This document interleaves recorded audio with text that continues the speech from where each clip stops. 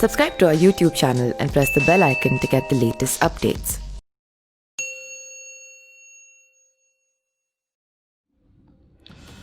मामूली से दिखने वाले इस कबूतर की कीमत की आप अंदाज़ा भी नहीं लगा सकते हैं। इस कबूतर की कीमत इतनी है जिसमें आप दिल्ली या मुंबई में एक एक करोड़ के 1 दर्जन फ्लैट खरीद सकते हैं। ये कोई आम कबूतर नहीं है जो कभी भी आपकी बालकनी में आकर बैठे और गुटर गु करे। ये कबूतर अपनी प्रजाति का सबसे तेज उड़ने वाला कबूतर है।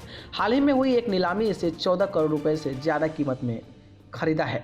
इस कबूतर का नाम है न्यू किम। बेल्जियम प्रजाति का यह कबूतर 14.14 करोड़ रुपए में बिका है, जिसे के रईस चीनी ने बेल्जियम के हाले स्थित फीफा पिजन सेंटर में हुई नीलामी के दौरान खरीदा। इसे खरीदने के लिए 2 चीनी नागरिकों ने बोलियां लगाई।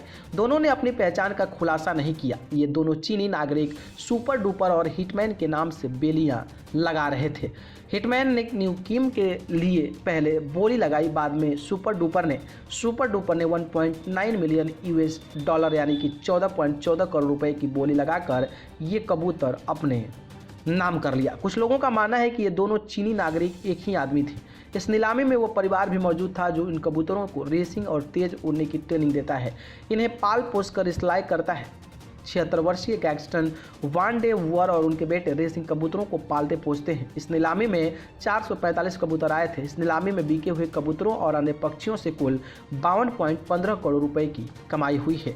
न्यू किम जैसे रेसिंग कबूतर 15 सालों तक जी सकते हैं।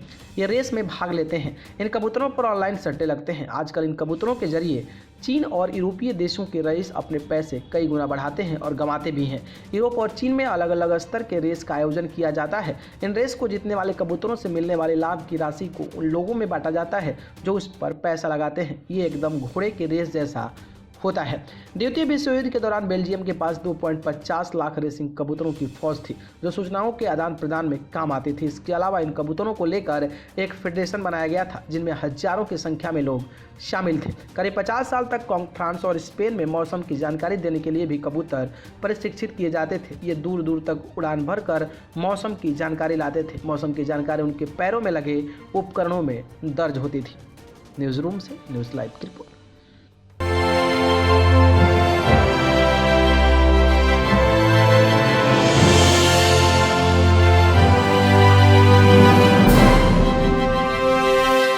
Subscribe to our YouTube channel and press the bell icon to get the latest updates.